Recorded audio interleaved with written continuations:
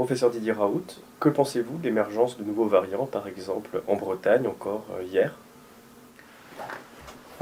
Écoutez, les nouveaux variants, ça ne va pas arrêter de sitôt. Donc, dans les deux variants que on voit émerger, il y en a un qui n'est pas très fréquent pour l'instant dans ce qu'on a qui est documenté, qui est le variant dit breton, là, qui sévit à Lannion, qu'on voit ici. Et ce qui est intéressant, c'est que c'est un variant très distant. Il est très loin de tout ce que l'on connaît jusqu'à présent.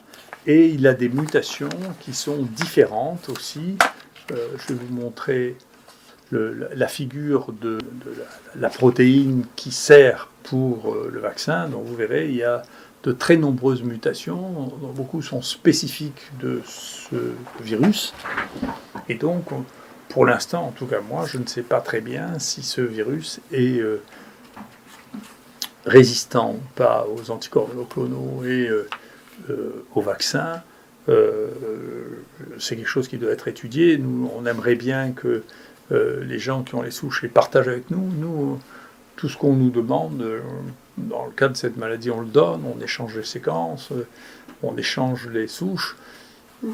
L'inverse n'est pas vrai. On n'arrive toujours pas à avoir la séquence du vison français qui est séquencée depuis plus de 3 mois, qui est cachée, je ne sais pas pourquoi elle est cachée. Quand on demande des souches, même au départ, on demandait une souche au Centre national de référence de Lyon qui ne nous l'a jamais envoyée. Donc, dans ce pays, je sais qu'il y a des gens qui disent qu'on ne partage pas grand-chose, mais nous, tout est public. Et même à chaque fois qu'on envoie une publication, elle est sur notre site, tout le monde peut la consulter, toutes nos données sont consultables, parce que c'est comme ça qu'on doit agir quand on est dans une situation d'épidémie. Rien ne nous empêchera de publier les choses. D'ailleurs, notre deuxième variant d'intérêt, qui est le variant Marseille 501, heureusement, on avait déposé sur notre site la publication qu'on a envoyée, mais je viens d'apprendre que Pavlovski, qui est un grand virologue, j'en suis très content, ça fait plusieurs mois que je disais qu'il devrait être dans un conseil scientifique bien fait, parce que c'est quelqu'un qui sait faire. Du coup, il a envoyé un papier, il va probablement nous couper. C'est la vie, c'est comme ça, donc très bien. Et il a trouvé le même variant que nous on a appelé Marseille 501, je ne sais pas comment il l'a appelé, peut-être Créteil 501, je ne sais pas comment. Mais en tout cas, ce variant, il y en a maintenant une centaine ici. C'est un variant qui est fréquent, et donc on ne sait pas jusqu'où il va s'étendre. Mais en tout cas,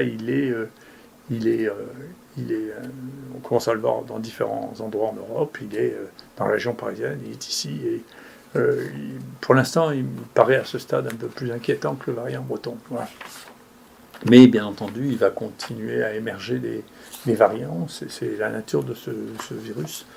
Ce qui est étonnant, c'est qu'on ne sait pas quels sont les endroits dans lesquels il accumule ces mutations avant d'apparaître. Donc, ce qui laisse encore penser qu'il est possible qu'il y ait des réservoirs animaux dans lesquels ils puissent continuer à se développer en cachette et apparaissent brutalement chez les humains après avoir accumulé un certain nombre de mutations. Ça reste mystérieux. Voilà. Donc, c'est un élément qui fait partie du fait que ce virus, le seul modèle analogique que je connaisse, c'est celui des rhinovirus, qui sont comme ça aussi, qui mutent beaucoup et qu'on a toute l'année avec des variations épidémiques qui sont voyez, les mêmes que l'on voit ici en suivant les choses à Marseille. Vous voyez, donc ça, c'est ceux qui ne sont pas typés. Ça, c'est le Marseille 4 qui est né en France, probablement dans le sud de la France, et qui est en train de disparaître, remplacé par ce qu'on a appelé le variant anglais, et ici avec les variants sud-africains et brésiliens, et puis ici ce nouveau Marseille 501 là, qui est en train de se développer. Donc voilà la situation sur les variants. Concernant la vaccination, que faut-il penser de la mise en suspension de la vaccination par le vaccin AstraZeneca qui a eu lieu hier? Je crois qu'il faut être extrêmement prudent avec ces vaccins, parce que la période d'analyse des vaccins que l'on a l'habitude de faire depuis des décennies, qui est de les tester, de regarder les effets secondaires, d'évaluer l'efficacité, n'a pas été faite dans l'urgence. Moi, je ne veux pas porter de jugement de ça. Les gens trouvé qu'il était urgent d'avoir un vaccin, même si son évaluation était incomplète. Les gens qui ont fait ça ont pris les précautions pour que ce soit les États qui aient la responsabilité des inconvénients et pas eux-mêmes. Donc c'est pas eux qui ont des problèmes s'il y a des problèmes, parce que les États ont exigé d'avoir des vaccins rapides. Et donc ça veut dire qu'il y a des étapes qui ont été très courtes d'évaluation. Bien sûr, il y a des choses que l'on peut découvrir si on a des essais très courts. La mortalité, le risque de mortalité sur 1000 personnes a été évalué. Il est très très faible, il n'était pas visible. Après, quand on a vacciné 100 000, 200, 1000 personnes, 1 million de personnes, on voit des choses que l'on n'avait pas vues avant. Et ensuite de ça, dans les choses qu'on voit quand on observe les gens, tout ce que l'on observe n'est pas nécessairement lié au vaccin. Mais il est prudent, quand on a beaucoup de réactions, ce qui semble être le plus le cas avec le vaccin AstraZeneca qu'avec les autres, de s'arrêter un moment pour réfléchir. C'est logique, c'est pas scandaleux. Quand il y a plusieurs pays qui disent écoutez, nous on arrête, d'abord ça pose un problème parce qu'il semble que ça ne protège pas contre le vaccin, contre le mutant qu'on voit se développer, les mutants africains et brésiliens, ça ne marche pas. Ils n'étaient pas non plus protégés par l'infection naturelle. Au Brésil, il y a une zone autour de Manaus où 75% des gens ont été infectés et ça ne les a pas empêchés, quelques mois plus tard, d'être infectés par le variant brésilien. Donc c'est une question complexe sur laquelle il y a des décisions politiques à avoir pour maintenir la confiance dans le vaccin. Si on fait une pause, ça me paraît plutôt raisonnable que de dire écoutez, non, il n'y a rien à voir, circuler, parce que les gens ne croiront pas et ça créera une défiance de plus et une baisse de crédibilité en plus. Donc je pense que c'est une décision raisonnable pour l'instant. Il faut regarder. Il faut voir une véritable analyse des données pour voir si statistiquement il y a plus de gens qui ont eu un accident après avoir un vaccin que de gens qui ont eu un accident et qui n'ont pas eu le vaccin. C'est comme ça qu'on détermine s'il y a cette coïncidence au sens étymologique. On peut regarder ensuite s'il y a une causalité, une cause entre le vaccin et les choses. Mais il faut le temps d'analyser ces coïncidences. Par exemple, vous voyez, moi j'avais été frappé quand on a commencé à mettre de l'hydroxychloroquine, parce que les gens ont inventé que ça allait donner des troubles du rythme, etc. Il y a eu plein de rapports au centre de pharmacovigilance de gens qui avaient des troubles du rythme. Mais là aussi, on rapporte qu'il y a des troubles du rythme. Ça ne veut pas dire que les troubles du rythme soient dus au vaccin.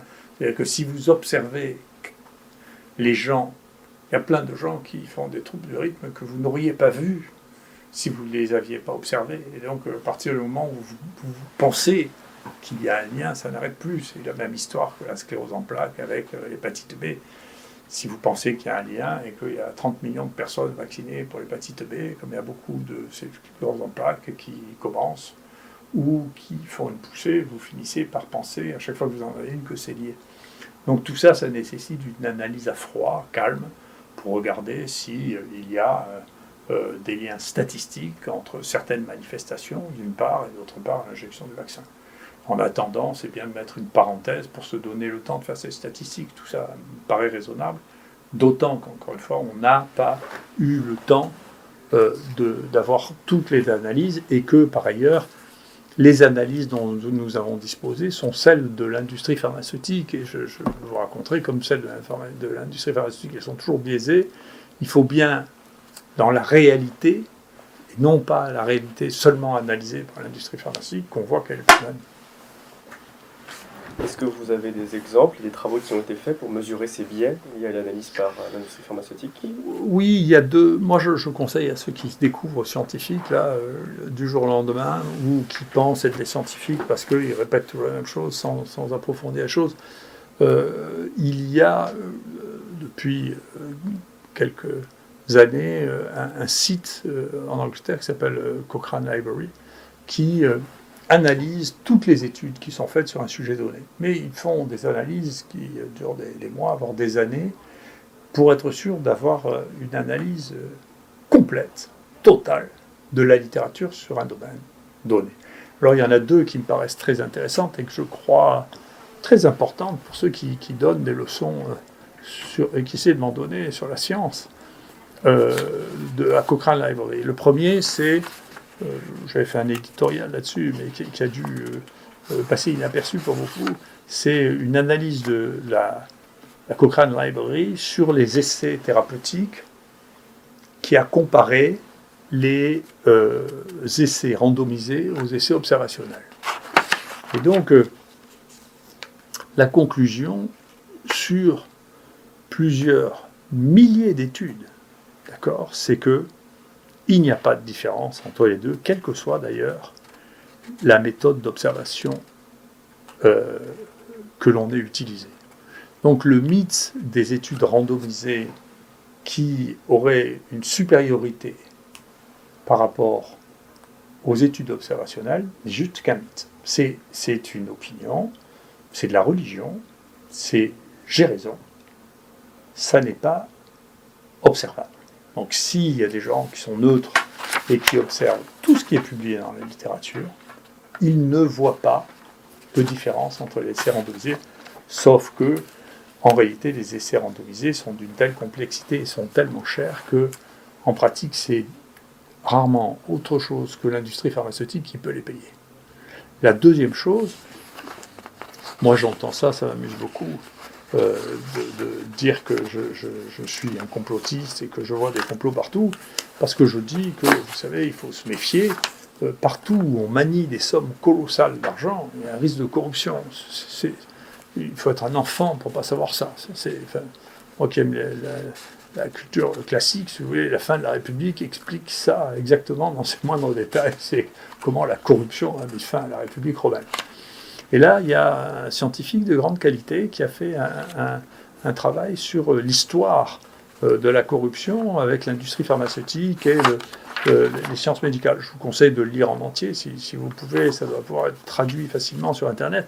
Mais surtout, il mentionne deux études. Je vous ai mis une des deux sur de la Cochrane Library, qui a analysé, pareil, 8000 articles pour regarder quand on fait la même étude à propos du même médicament, qu'une fois c'est payé par l'industrie pharmaceutique et qu'une fois ça n'est pas payé par l'industrie pharmaceutique ou des gens qui ont des liens d'intérêt avec l'industrie pharmaceutique, eh bien, quand on regarde plus des 8000 essais, dans toutes les dimensions, quand il y a un financement par l'industrie pharmaceutique, vous augmentez, vous multipliez par 1,27 le risque d'avoir des conclusions favorables.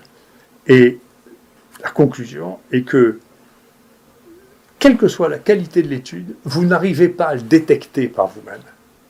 Parce que, en apparence, les résultats sont parfaitement ordonnés. Quel que soit le niveau de qualité présenté, vous avez un biais, pour mettre simplement les choses, et donc vous retrouverez ça dans cet article. À chaque fois qu'il y a un essai qui est financé par l'industrie pharmaceutique, vous créez un biais en faveur du produit de l'industrie pharmaceutique qui le finance. Et dans la plupart des cas, vous êtes incapable de détecter où est ce biais. Et nous avons fait exactement la même chose avec Mathieu Millon, sur un papier qu'on peut trouver aussi sur notre DOI et qu'on est en train d'envoyer. Si vous êtes financé ou si vous avez des liens d'intérêt avec Gilead, l'hydroxychloroquine marche 2 fois moins souvent que si vous n'avez aucun lien d'intérêt avec Gilead. Et vous avez une deuxième chose qui est très intéressante, qui est sur le papier Co19, sur le site Co19, vous avez, eux trouvent un biais extrêmement significatif avec le fait d'être américain ou de ne pas être américain. Donc si vous êtes américain, vous êtes contre l'hydroxychloroquine. Si vous n'êtes pas américain, vous trouvez que l'hydroxychloroquine marche. Donc voilà des biais que l'on peut parfaitement analyser dès que l'on a suffisamment de données, qu'on a la curiosité de faire de la science plutôt que des affirmations en tapant sur la table et en disant qu'on a raison. Eh bien, on voit très bien où sont les biais. C'est très facile. Il suffit de regarder la littérature pour ceux qui s'y intéressent. Après, ceux qui parlent de science sans lire de la science, et qui donnent leur opinion comme si c'était l'état de la connaissance, se pervertissent eux-mêmes, ils pervertissent leur esprit. Est-ce qu'on a dans l'histoire récente des exemples de corruption de cette nature qui auraient pu être poursuivis, qui auraient été bien identifiés? Déjà, je pense qu'il y en a une qui aurait dû être poursuivie, c'est que Gilead a réussi à vendre 1 milliard d'un médicament dont l'OMS disait qu'il ne servait à rien. Donc je ne sais pas pourquoi l'Europe a fait ça, je ne sais pas pourquoi le parquet financier ne s'empare pas d'une chose pareille, parce que je trouve ça étonnant. Mais oui, bien sûr, Pfizer a été poursuivi pour avoir dissimulé des résultats négatifs. En Chine, AstraZeneca et Pfizer ont été poursuivis. Ensuite, l'exemple que tout le monde connaît par cœur, c'est celui du tabac, qui a financé d'une manière extraordinaire des fausses études pour montrer que le tabac était bon. Là aussi, les États-Unis ont joué un rôle terrible, il faut dire. Là, ici, encore une fois, Noam Chomsky, dans les accords de l'OMC, en obligeant l'Inde à acheter du tabac américain. Enfin, donc, si vous voulez, moi je veux bien que les gens découvrent brutalement la nature humaine, la nature de la corruption et la nature de l'argent à ce niveau-là. Mais enfin, tout ça n'est aucunement une surprise, ni pour l'industrie pharmaceutique, ni pour les autres industries. C'est comme ça. Donc, le problème, c'est d'ailleurs pas tellement leur problème à eux. Le problème, c'est comment les États prennent des mesures pour avoir un minimum de contrôle de ce mécanisme-là, y compris dans les industries pharmaceutiques. Vous verrez, si vous lisez ce livre sur l'épistémique corruption, les gens de l'industrie pharmaceutique ont l'habitude de devenir familiers, voire amis, avec les leaders d'opinion. Et donc c'est beaucoup ce qui s'est passé. Quand on voit, finalement, si vous avez été invité 4 fois dans un congrès, vous avez mangé 5 fois avec des gens qui vendent des médicaments, même si on ne vous donne pas de l'argent directement, vous avez créé des relations qui sont des relations anormales, et donc vous avez perdu votre lucidité dans ces réactions anormales. Donc il faut y faire très attention, ça existe, ça existera toujours, ça fera partie de la nature des relations humaines, et donc il faut créer les moyens pour que ça ne dépasse pas, ça ne fasse pas prendre un risque pour la société ou pour sa santé, parce que ça empêche le développement de stratégies qui soient des stratégies utiles. Et ceci nous amène à dire, écoutez, voilà, la situation dans laquelle nous sommes, ce qui est vraiment urgent maintenant, de mon point de vue, c'est, il y a plein de médicaments dont on voit in vitro, c'est-à-dire au laboratoire, qu'ils marchent. Plein de médicaments. Certains totalement inattendus, des médicaments psychiatriques, avec des confirmations cliniques. Il y a une très belle étude française qui montre que les gens qui prennent des antidépresseurs, pour d'autres raisons, font moins de formes graves du Covid que les autres. Il y a des essais sur l'ivermectine qui ont été publiés dans le monde. Il y a une quantité de molécules qui ont une efficacité in vitro, parfois associées à des études statistiques observationnelles qui le montrent. Il est temps d'arrêter de croire au Père Noël et à la molécule magique qui va sortir. Il y a une quantité de molécules à tester. Et donc, on ne peut pas laisser simplement le jeu du marché, trouver de nouvelles molécules. Personnellement, je pense qu'il faut que l'État s'investisse pour faire un appel d'offres pour l'évaluation des molécules qui ont une efficacité in vitro, qui sont très peu toxiques parce qu'on les connaît, qui sont génériquées parce qu'elles ne coûtent rien, d'accord, pour pouvoir trouver des solutions dans le soin, parce que le soin reste la seule chose par laquelle on est sûr d'améliorer les malades. L'autre chose que nous, on a vu, que je conseille, y compris à nos amis parisiens, c'est que depuis que nous avons mis de l'oxygénation à haut débit, ce qu'on appelle l'Optiflow, on sauve des gens qui mouraient il y a encore quelques mois, parce qu'ils ne pouvaient pas aller en réanimation. Je pense qu'il faut étendre beaucoup ces outils. Alors ça nécessite des aménagements que nous on a fait, qu'on a pu faire librement, parce que pour ça nous sommes libres. D'augmentation du débit d'oxygène, parce que ça consomme beaucoup d'oxygène, on consomme 50 litres d'oxygène au lieu de 5 à 10, donc mais ça sauve des gens, ça leur permet de faire un passage, et donc tout ce soin, la qualité du soin est un élément essentiel dans cette maladie, dont je ne sais pas combien de temps elle va durer, donc c'est très important. Et enfin, pour toutes les les médisants qui cherchent à peu près tout ce qu'on peut dire de mal de moi, je vous le dis ici, nous avons tous pris la décision, les médecins de l'IHU, nous sommes des fonctionnaires de l'assistance publique. Donc nous décidons de rien, de la facturation.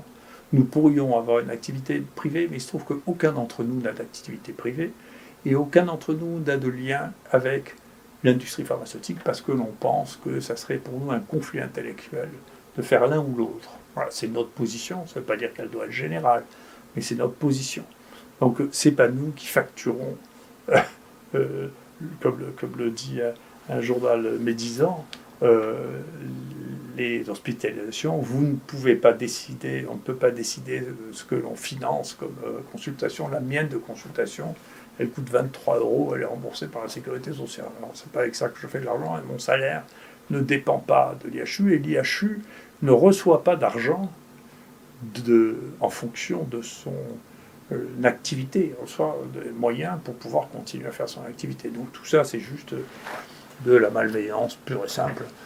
J'en me demande pourquoi je porte pas plainte, c'est parce que j'ai autre chose à faire et qu'en réalité, je m'en fiche. Voilà.